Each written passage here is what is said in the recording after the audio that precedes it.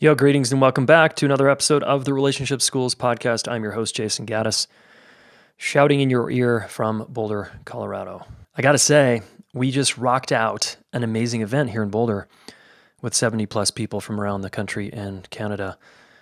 It was called Accepted and Connected, because if you want that, you got to learn how to embrace conflict. And so the weekend was really about conflict. So thanks everybody for attending. You guys rock.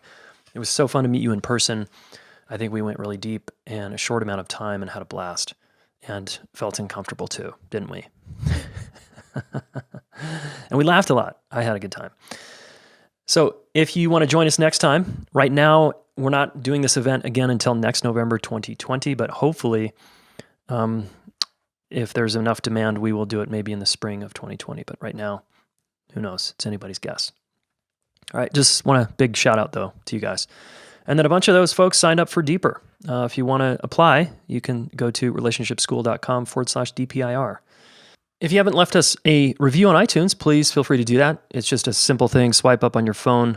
If you're on an iPhone, scroll down to when you're on the Smart Couple and it says leave a review, you can just tap the 5 stars with your thumb. You don't even have to say anything.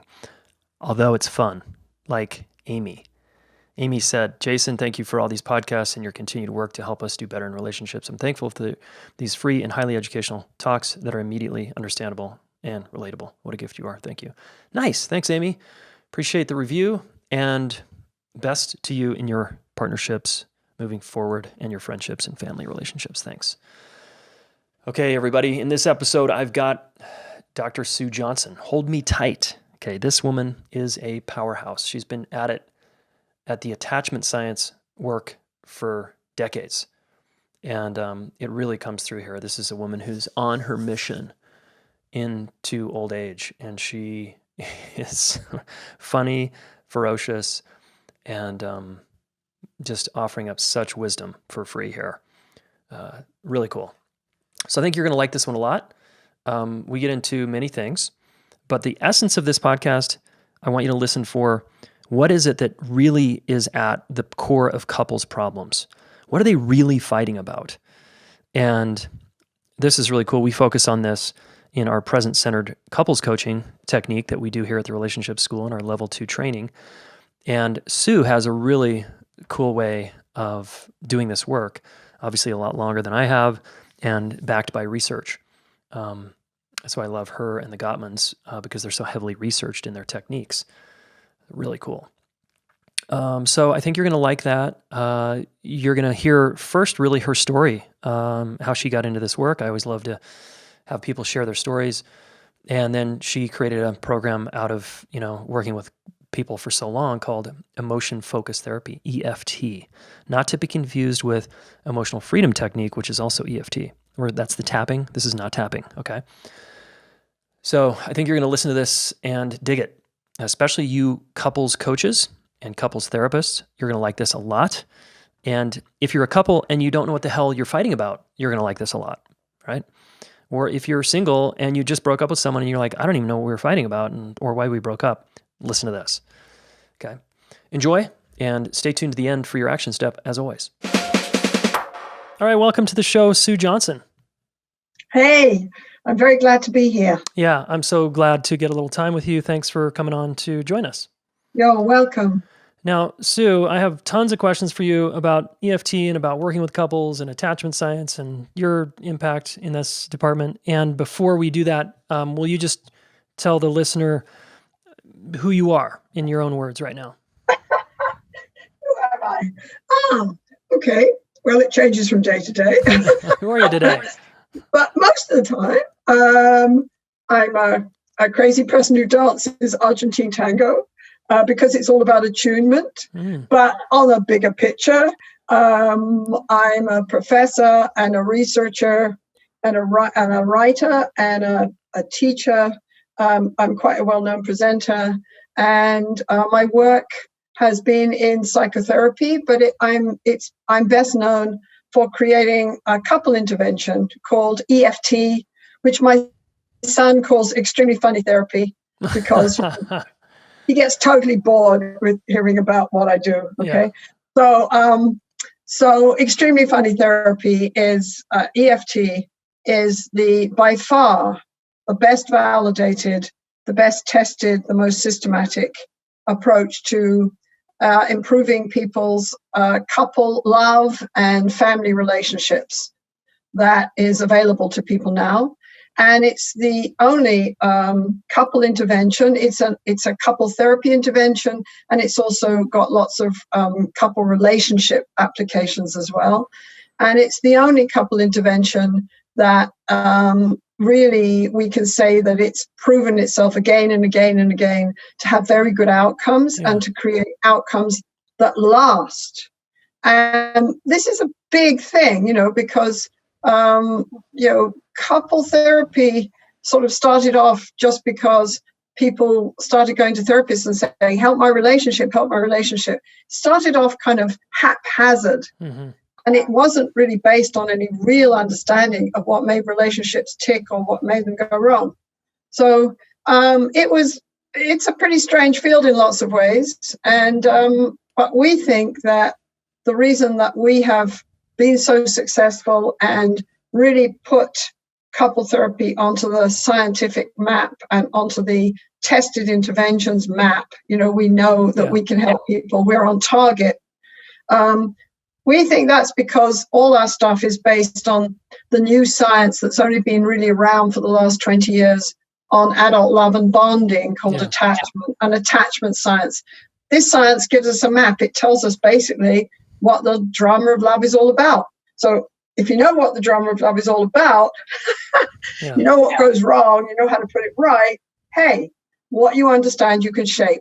Yeah, so cool. So an EFT stands for emotionally focused therapy, not emotional freedom technique or whatever the other EFT is, right? Yeah. Because it's not tapping. Tapping. And in the last few years, we've actually had funny things like in one of my seminars last year, I had a lady who stood up and said, oh dear, I think I'm in the wrong training because I thought I was training tapping. But you know what? Bless her heart, she said, you know what? This is so fascinating. I'm just staying. I'm glad.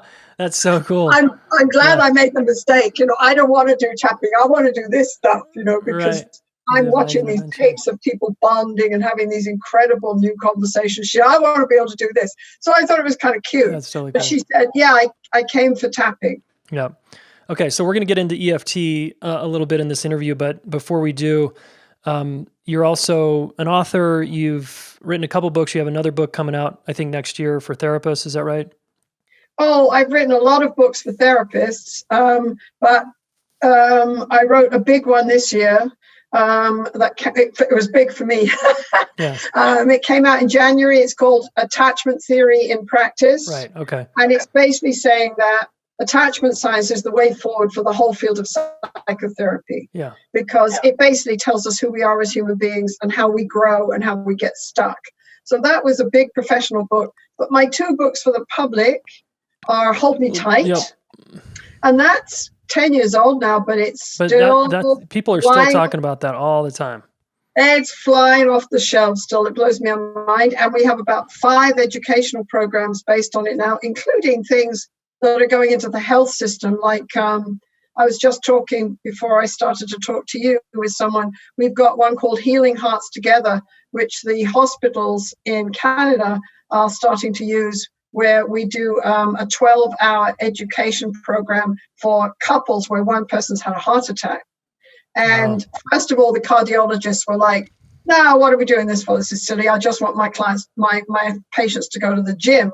And now they've seen the beginning results of it, and they realize that their patients, they said no one will come to this. And basically the patients all flock to them, okay? And we put them up in the hospital and they're full the next day. So the cardiologists are starting to believe the research, which says that the best predictor of whether you have another heart attack is not the severity of the first heart attack, it's the quality of your most intimate relationship. They're starting to actually believe that research and listen to us when we say, hey, give your patients 12 hours of how to face big life problems as a team, and you watch, that'll change everything. Your patients they'll go to your gym, they'll do their programs, they'll come to your appointments, they'll take their meds, because there's 2 people as a team fighting heart disease, not one person. Yeah, we're not meant to fight these things alone. It's so cool. No, yeah, we're really not meant to fight them alone. Sue, I want to back up a little bit. How in the hell did you get into this work in the first place? Yeah, sometimes I ask that. It depends on where you want to start from. I mean, in one of the books, Hold Me Tight or Love Sense, I can't remember which one that I wrote for the public. I basically say, well, if you want to go way back, it started from a little girl called Sue sitting on the stairs in the dark every evening, listening to her parents fight. Uh-huh. And one day my granny came and sat down on the stairs beside me, and I said, why do they do this, Granny? I was very upset by it. I'm making a joke, but I'm very upset. And for sure. And she said, because they love each other, dear.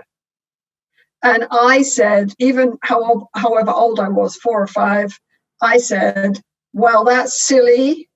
That love is, then their love is silly, and I'm not doing it. I'm not going to do it. So I think that started off a whole fascination with people relationships, people in conflict. And I grew up in an English pub. So other kids were reading Enid Blyton or Pooh Bear, and I was standing on a stool cleaning glasses watching adults relate, fight, connect, flirt, fight, disagree, laugh, get drunk, have flashbacks, because it was after the war, years after the war, but still, people were still. I got used to the drama of the dance between people, and when you get used to it, it doesn't intimidate you. And so it was just natural for me when in my training as a psychologist. I'd done almost everything except couples therapy. And then so I thought, well, I'll look at this. And so it was the last kind of assignment I had to do clinically. And I just became completely fascinated and obsessed with it.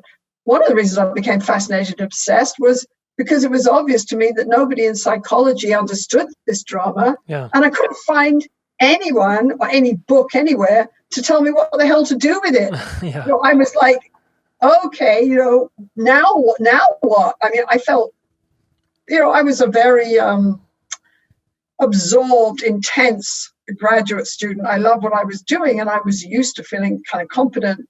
And the first few couples I saw, I was like, oh, dude, yeah. Hey, whoa. I don't know what to do with it. Oh, my God. This is hope. Well, there's got to be a book out there. I couldn't find the book. There was no book. So I thought, okay, I'm just going to tape these guys. I'm going to tape them, and I had horrible little camera in those days, or I tape them, I audio tape them, my ratty little, tape recorder thing. Yeah. And I'd listen to them again and again and again. And I think it's fair enough to say I became obsessed. Yeah, I think so. And I thought, I'm going to understand this. And gradually, if you look at something 1,000 times, you start to see patterns. Yeah. Start to see when people start to move and when they start to get stuck. And we created a little set of interventions that I thought might help.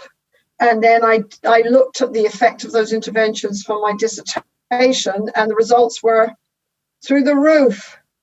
But to tell you the truth, I mean, I graduated and I got a job as a professor, but I didn't really understand why. Yeah. I understood it was something about that I somehow plugged into helping people deal with their emotions differently than the other people around me who were saying, oh, don't get distressed couples to talk about their emotions. That'll just make it worse. I knew that wasn't true. I knew that emotions were the heart of the matter. But I didn't really know why all these couples were changing. And then it just really hit me one day. One of those sort of epiphanies that people talk about in novels and stuff, and you think, oh, yeah, right. Yeah. Well, I have those, okay. Mm-hmm. And it hit me like I don't know, it wasn't a flash of light. It was more like a bus, hitting me. My God, these are bonding conversations. My God, this is all about attachment. My God, this is the same stuff as John Bowlby studied between mothers and infants. Yeah. It's the same patterns of distress, the same patterns of calming. It's the same stuff.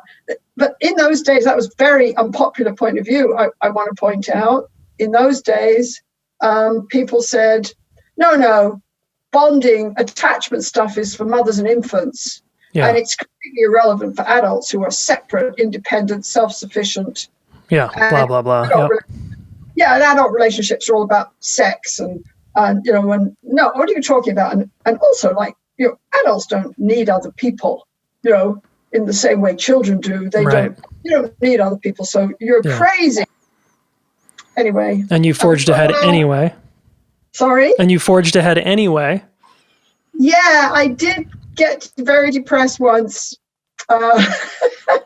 because I would stand up and talk and people would leave the room. Yeah. Which is kind of, that's kind of upsetting. Okay. Oh, for sure. And I did come home from one conference and tell my husband, I'm going to quit this silly stuff with couples and go into depression research. That felt good because I was getting depressed, right? Yeah. And then I couldn't. I mean, this is such a love of yours. Well, I was just enthralled and obsessed, and I knew that we had something. And gradually, the science on adult attachment grew. People started to listen to me. They stopped arguing because I had so many good outcome studies showing it worked.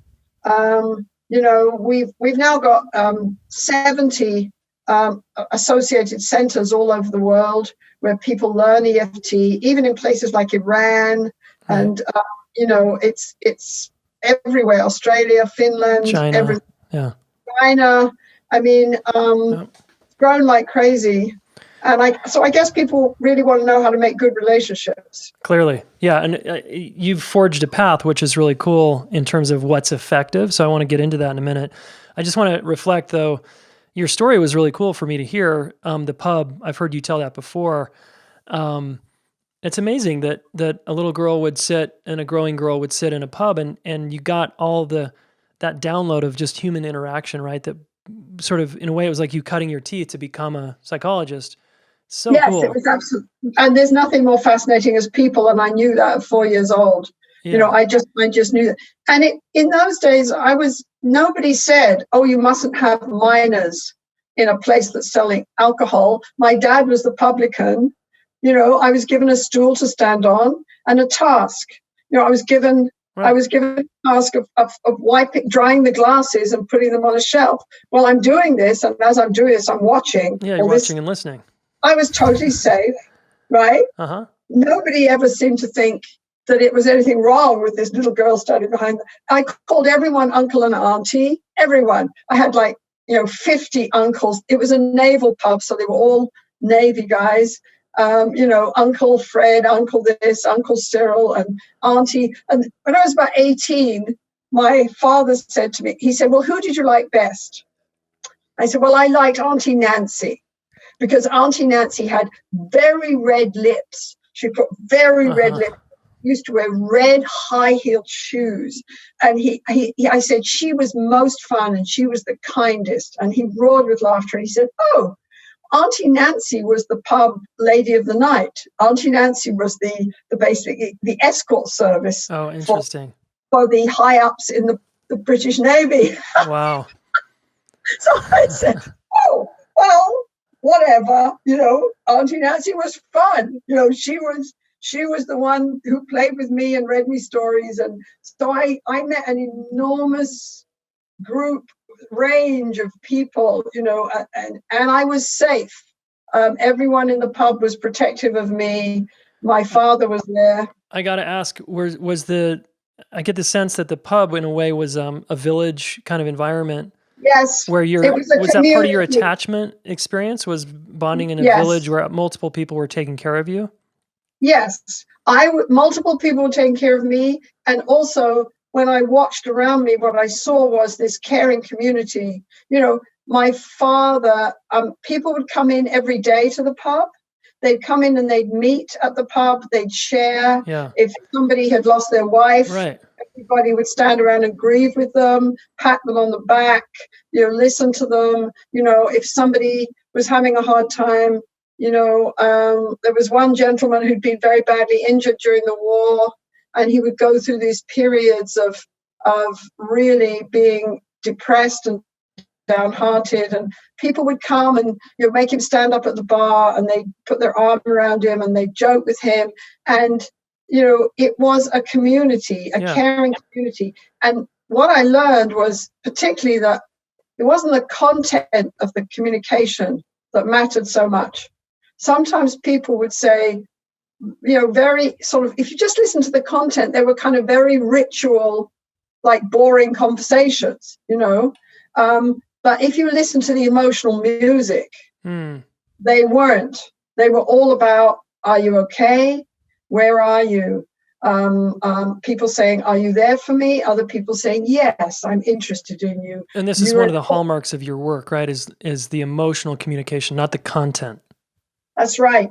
Yeah. And what we know from bonding science is what defines the quality of a bond, like a romantic relationship, is emotional accessibility, responsiveness, and engagement.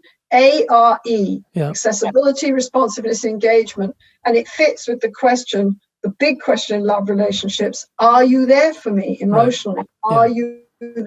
And if the answer is no or maybe, that relationship starts to slide into distance, distress, and more conflict. So is part of your work about reading those emotional cues off each other, the partner reading, if you and I are in a relationship and you're saying, my day was great, but actually I sense kind of resentment. I'm more picking up on the resentment than I am the content about my day was great, right? Yes. And then I'm feeding off that, and then we're going back and forth kind of below the surface on the emotionality of what's going on. Yes. Okay. Like there's an emotional music playing that's really defining how we dance together. And we can be talking about any content. We can be talking about the chores or parenting or sex or your day, right? But I'm tuning into that emotional connection, or not, and it's not always the content of the words. It's whether you look me in the eye, whether you lean towards me, the sound of your voice. I've heard people say, I love you in a way that would turn anyone off. Like, well, I just want to know if you love me. I love you. Okay. Right. No, it doesn't work, man. Yeah. It just doesn't work. That's not going to land, right? Well, because it's threatening. There's threatening in there. So couples don't understand, especially when they get distressed and they come to see us, they really don't understand the emotional impact they're having on each other. And they don't understand often the emotional music they're playing with their partner. Right. And they don't understand how that music comes together and literally creates a dance that takes over their relationship. Absolutely. They don't understand.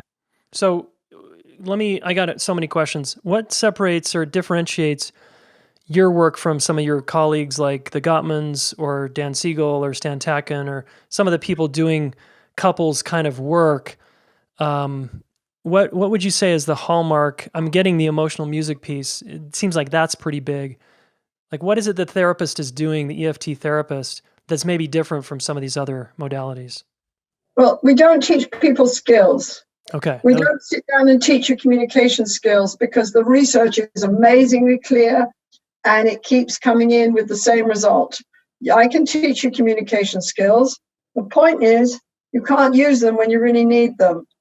And I invite you to think about that. When you're really, really off balance emotionally, when you're really, really upset, when you're really, really upset with your partner, you don't access those skills. Yeah. It's just not where your brain goes. It's so much harder, totally. Yeah, so we don't teach people communication skills. We don't really teach people insight in the usual way of cognitive sort of reflective insight. That's not terribly useful. We don't go into talking about people's brains the way Stan Tatkin does.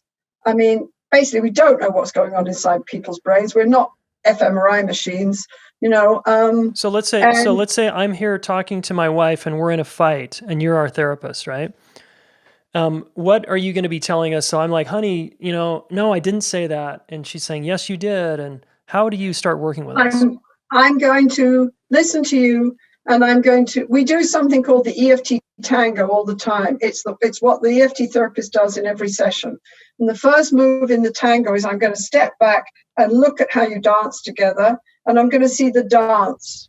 Okay. And I'm going to say, could you help me, Jason? Right now, what I see is that your lady is getting upset with you, and she's pointing her finger, and her voice is going up, and like she's trying to make her point, and she's basically saying something about the relationship, that she's not happy, that there's something here that's really upsetting her. And what I see is that when she does that, when she points and sort of pushes for you to listen, that what you do right here is that you give her reasons. You try to show her that she's wrong. There's nothing wrong with the relationship. I defend myself. Yep. And then if she keeps coming, there's a point where you look down at the rug, you become silent, you turn away. And so you defend yourself, and then you shut down. Yeah. And when you shut down, you shut her out. And as you shut her out, she feels more alone, more unsure of the connection between the two of you. She pushes more. And the more she pushes, the more you shut out. And then you're making all these observations in the moment with my wife and I. And I'm doing it as it's happening. I'm not telling you, I'm not giving you a diagram and teaching. And am I turning to you, and you and I are having a conversation now, or am I still looking at my wife as you're telling me this? You're both looking at me as I say, could you help me, guys? This is what happens. Yep. As this happens to you, and it happens more and more, and it happens no matter what you're talking about, whether you're in bed, talking about your sex life, talking about your finances, right? This is the pattern you're getting caught in. Yep. And the point is, it leaves you both alone and disconnected and feeling abandoned and rejected.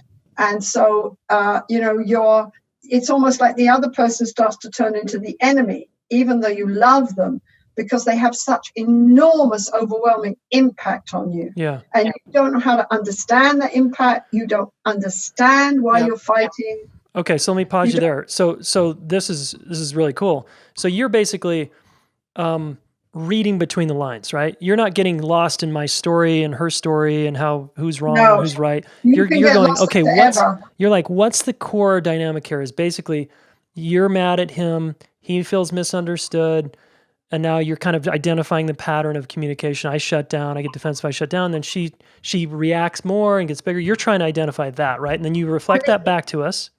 Yeah, and the issue is, it's not conflict per se. All couples fight. Happy couples fight because they know how to turn back and connect, reach for each other and reconnect and repair. It's not conflict per se. Everybody's different. Everybody's basically incompatible, okay? Yeah. There's no soulmates. Everybody's different.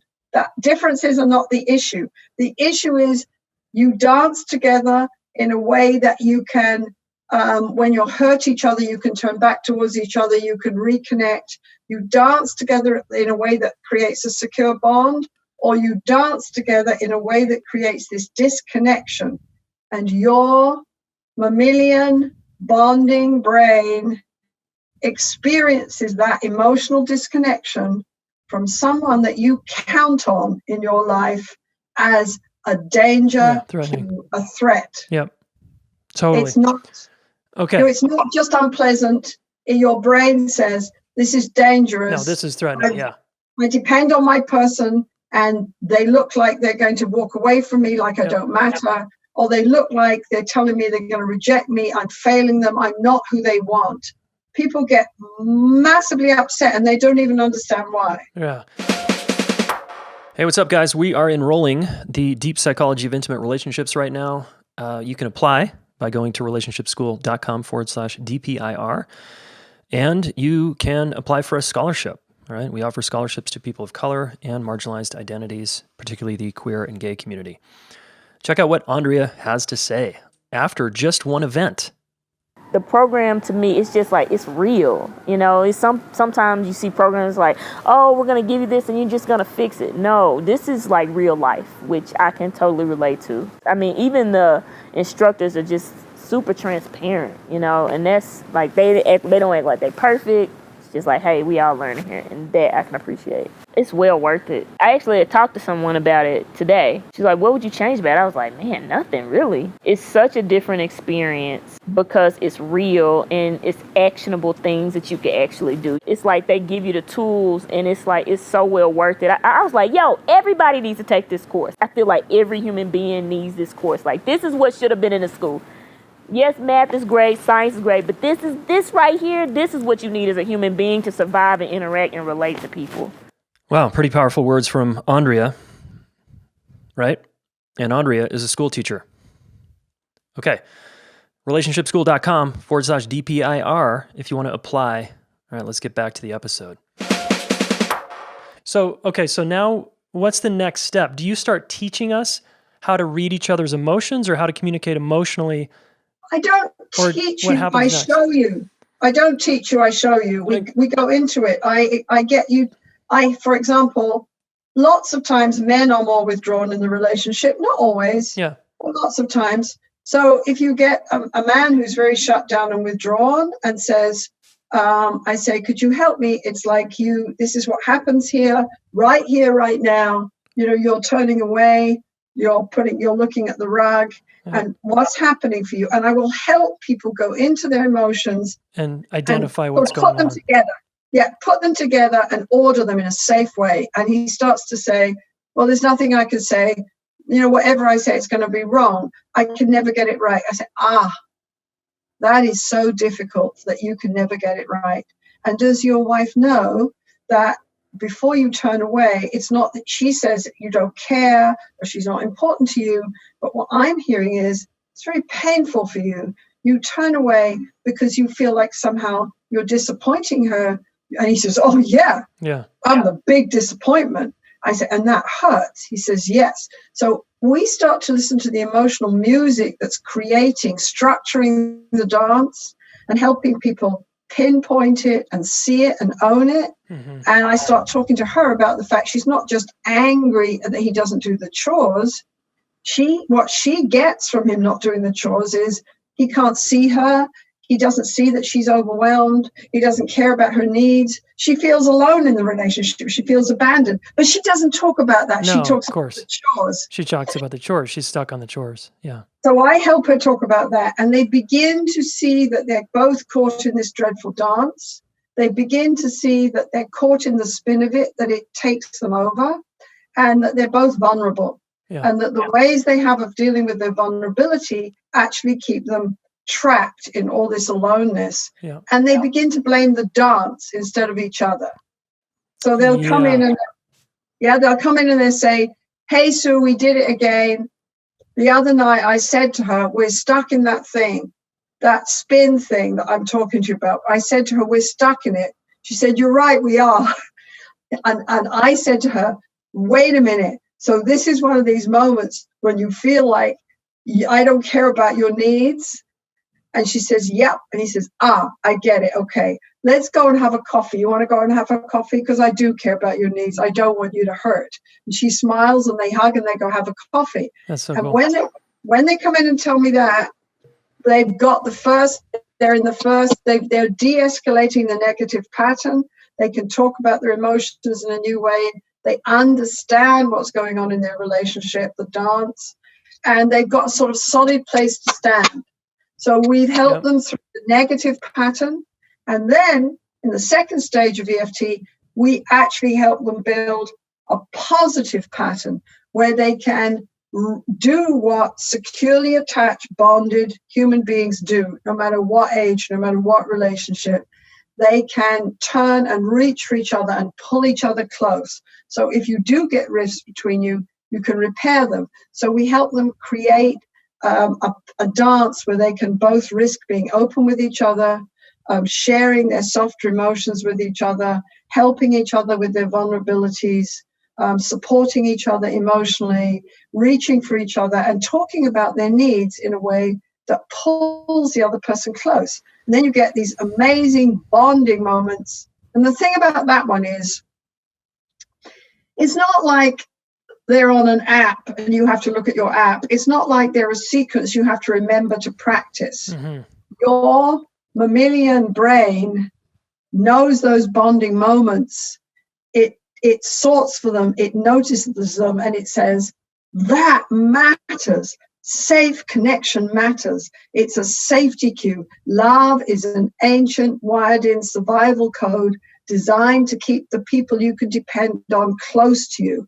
And your brain sorts for that stuff, and it says, it's what we call it joy, right? This matters. This is important. You don't forget those bonding conversations. I don't have to make you practice them for homework or try to remember them. Your whole nervous system zings when those moments of connection happen, and they change your sense of the relationship, your safety in the relationship.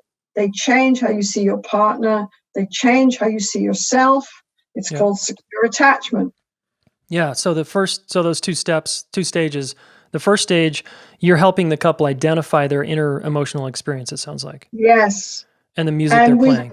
And we do it in a very systematic way. Yeah. It's not, you know. Okay. And then the second stage, it sounds like we're installing some new pathways around how we talk about things. Is that right? Absolutely. And, you know, it's, to give an example, a man might start up saying, I don't know why we're fighting. You know, I love her, but, you know, she doesn't believe me. I tell her I love her, she doesn't believe me. I don't know why I don't understand. Nobody understands love. Love relationships are impossible. I don't know why fighting. We just are. We seem to have lost everything. We don't have fun anymore. You know, we don't cuddle anymore. We don't have sex anymore. And I sort of give up. I just give up. So she's right. I do. I stay at home. I stay at work longer. You know, And he starts that way. And I'll say, and what happens to you when your wife starts telling you how upset she is? He says, I don't know. It doesn't feel good. So he comes all the way. Imagine he starts there, right? Yeah. By the time he's in stage 2 and ready to have a bonding conversation, and we do this with people from 8 to 20 sessions, or in our educational programs, we with an educational program where your relationship isn't too distressed to begin with, we do it in a weekend. Okay, you can see it all laid out in my book, Hold Me Tight. You know, so we do this, and by that time in the second stage of EFT, this man can turn and say, I do shut you out, I do. I don't know what else to do. I get so overwhelmed.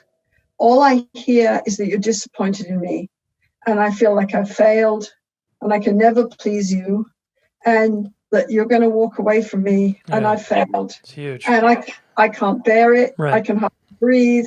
Feels like a weight on my chest. I don't know what to do. So what I need is, and I get scared, so I shut you out. But I don't want to do that. I do love you. I didn't understand how I was hurting you.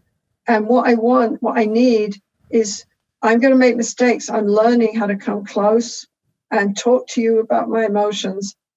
And I'm going to make mistakes. And what I want to know is that you want me. And I want reassurance that even if I make mistakes, that I'm the one you want, and you want me, and you're not going to reject me. Yeah.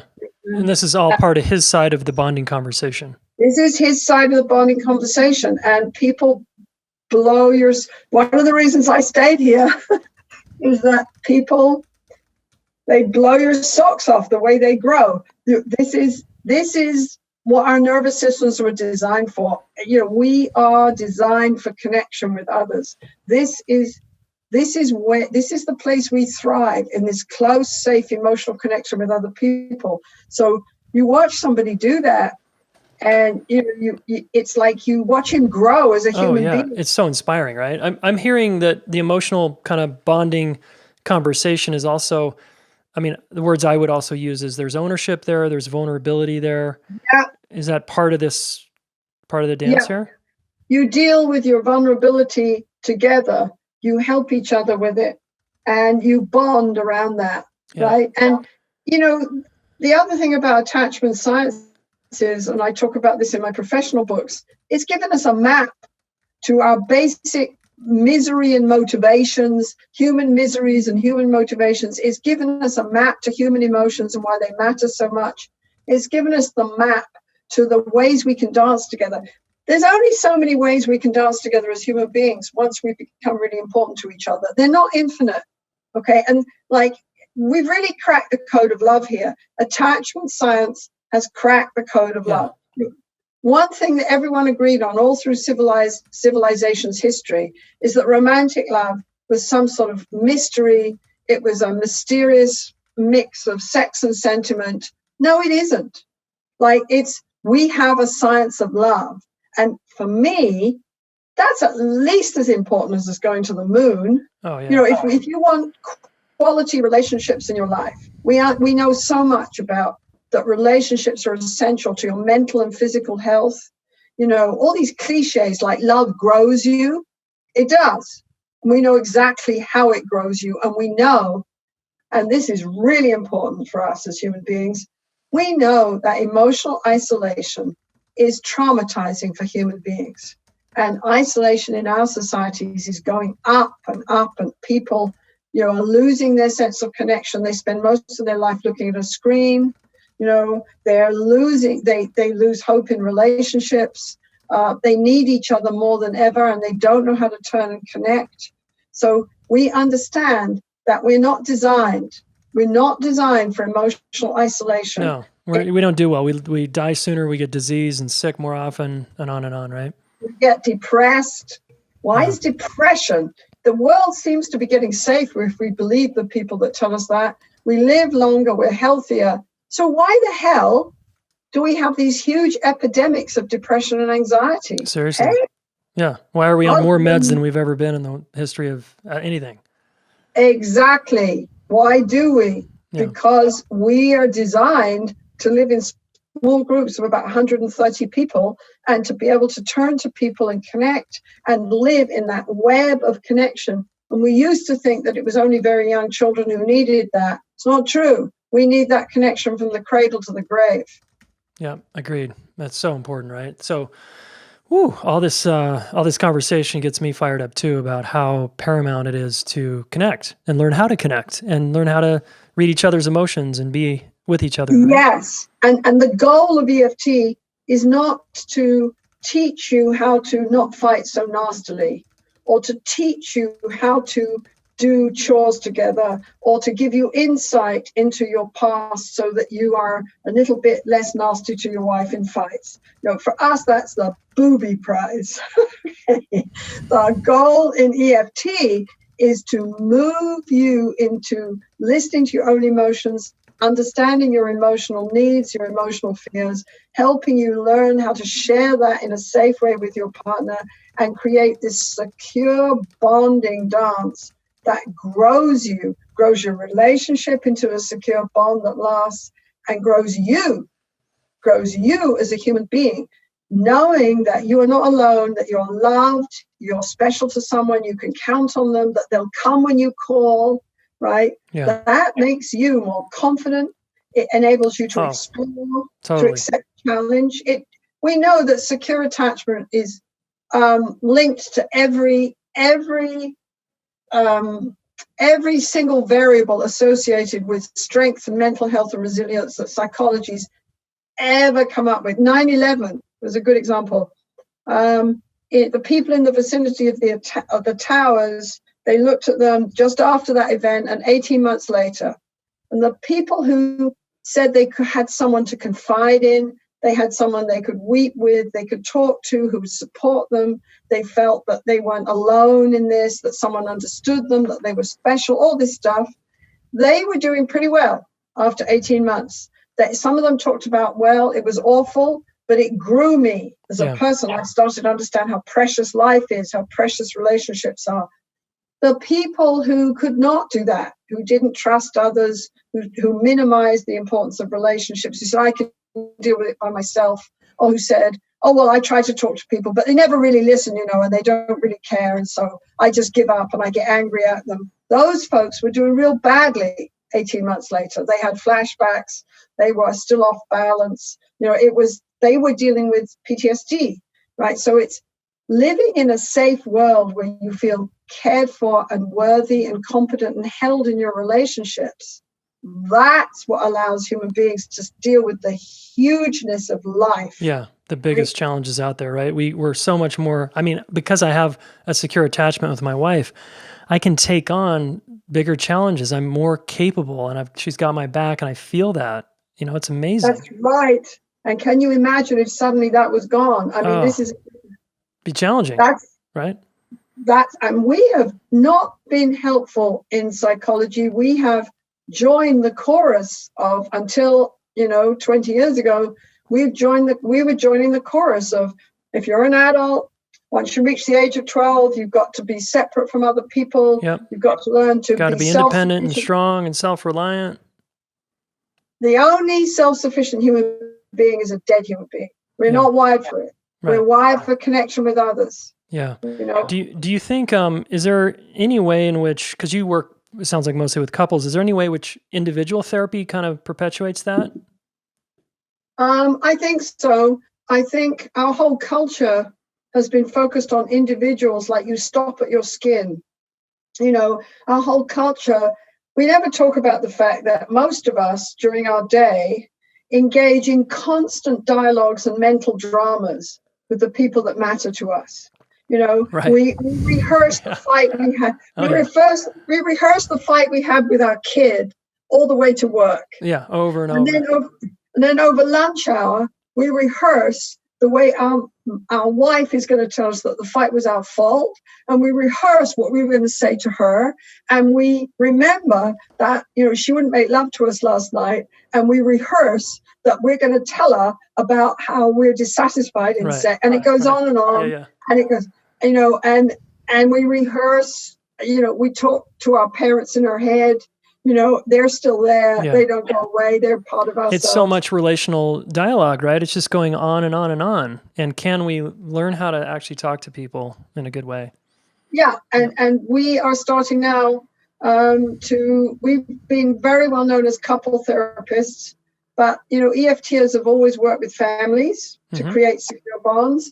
And we've always worked with individuals. We haven't talked about it very much. But now in my new professional book that came out this year, which is all about attachment and attachment science, what I'm basically saying is attachment science not only cracks the code of love, teaches us about relationships, actually gives us a blueprint for a more secure, civilized society. I think it's huge in its implications.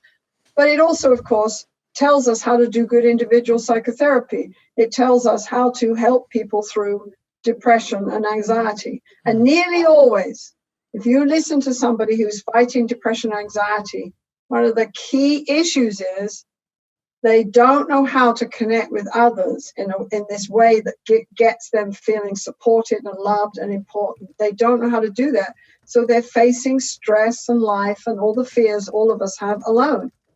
And that's overwhelming. Absolutely. Yeah, totally. Wow, Sue, I'm just aware of the time. I feel like I could go on for hours here with you. I want to wind down. And one of the questions I want to, two final questions here. One is just parting words to the listener here. What final thoughts do you have? I want to tell people that we really have cracked the code of love. I want to tell people that we know how to do safe, loving relationships. We have a map. That yes, of course your love can last. You can fall in love again and again over a lifetime. The idea that love something comes and hits you in the head and you fall in and fall out is outdated. And all the negative stuff in the media about how love's got a best before date and you can't have passion after many years. Of course you can if you know how to dance together. And listen to each other properly. Of course, you can have passion. You can turn each other on until you're 90. Okay? There's a lot of rubbish out there about relationships. And I want people to believe in relationships and know how important they are. And, look at our stuff. Look at Hold Me Tight. If you would rather die than go to a relationship education group or read a book or go see a therapist, you can go online with your partner and look at www.holdmetightonline.com and do our relationship fun relationship education program in your own home, but do go and find out about the new science of love. It changes people's lives and relationships. Absolutely. It's something we all need to know about. Yeah, thanks for that inspirational message there. And one of our missions at the Relationship School is to reach 1 million young adults with, this kind of education, right? And so if I was standing in front of 1,000 teens and I could only teach them one thing about relationships and you were whispering in my ear, what would you want me to tell them? I tell them that they're bonding human beings, that they need others, and that it's a strength to learn how to reach for others, and that we all need to know how to reach for others and pull each other close, and that we're strong when we're together, and that none of us, when we are alone, it doesn't work. It's like taking a fish out of water. We know how, and if you take a fish out of water, it just doesn't work, right? Yeah. And sometimes I think we're taking the fish out of water and then giving the fish drugs to make it swim, and giving it distractions to make its. Bottom line is, we're relational beings, and I want people to trust their need for connection. I want young people to know that their need for other people is fine and it's part of who they are, and they need to listen to it and learn how to connect. And we need to, if we're going to, have a planet and solve all the problems in front of us and learn how to have long, happy, fruitful lives, not just survive longer, right? We have to know we have to understand who we are. We have to know how we need others and learn to listen to that and move on it. That's what I'd say. Yeah. Wonderful. I'd say we have to teach people about relationships in school. Do you know what? We teach people trigonometry, but not how to connect. Yeah, why do you think I started the relationship school? Because I'm like, I got tired of complaining about it, and I was like, I'm starting the school. Fine. That's a good idea. We need them all over. We need all this stuff. We need all this stuff. Yeah, we do. Sue, thank you so much. Where can people find you? Oh, they can look on my website, drsuejohnson.com, and I don't know what's on there anymore. There's thousands and they can look on my YouTube thing. There's thousands of little clips of me standing up and talking about all the things I didn't get to talk to you about. Yeah. There's showing things like a little slide of our brain scan study, for example, where we showed people's brains when they're distant and when they're connected, and there's lots of things to interest people. So we're all over the place. You can look at my website. So I just would suggest that they just go look at that. Okay, wonderful. And because there's so much more to talk about here, would you be willing to come back sometime? Sure. Okay. Of course. Awesome. Thanks so much, Sue. You're welcome. All right. Dang, that was a really good one. If you like couple stuff and attachment, I think that was very, very enlightening. Here's your action step. Besides going out and checking out Sue Johnson, drsuejohnson.com, okay, and then the other links she mentioned. She's got a lot of cool YouTube videos, if you're into YouTube vids, and her book, of course, 7 Conversations for a Lifetime of Love, Hold Me Tight. You should check that out, and follow up with her work. Really cool. All right, I've got 2 action steps. One for singles or couples at home listening. See if you can apply what she just taught you about getting to the root of the emotional issue here, not in the drama of the surface, like fighting about all the content. What is it that your partner's really trying to communicate? All right, write that down and see if you can get on the same page. For coaches, therapists, healers, etc., that work with couples, to me, it's the same action step. Is you got to help your couples get to what are you really trying to say here? I'm hurt is often one of them, that usually one person's who's keeping score is trying to say, I'm resentful and I'm hurt and I've got my wall up. That's so much easier to understand than the laundry list of shit you're doing wrong, okay? So help your clients, your couples, by employing some of the techniques that Sue taught you here, all right? Okay, and as always, come apply for deeper, relationshipschool.com/DPIR if you want the big download on how relationships work and how to do them well. And yes, we cover attachment. My wife and I teach a lot about attachment in that course. So see you here or there. or wherever you are. And last thing, make sure you join our Smart Couple Facebook group. Thousands and thousands of people in there. Okay, we're going to start posting a little more in there, and our coaches are in there offering also some free wisdom for you. Okay, go just type it in your search bar in your Facebook browser. Okay, thanks. Hey, thanks so much for listening. Relationship School fans and Smart Couple listeners, please subscribe to this YouTube channel, all right? Do us a favor, subscribe, share one of these videos with a friend, all right? We want to help the planet get their act together around relationships, and you are one of them, so thank you.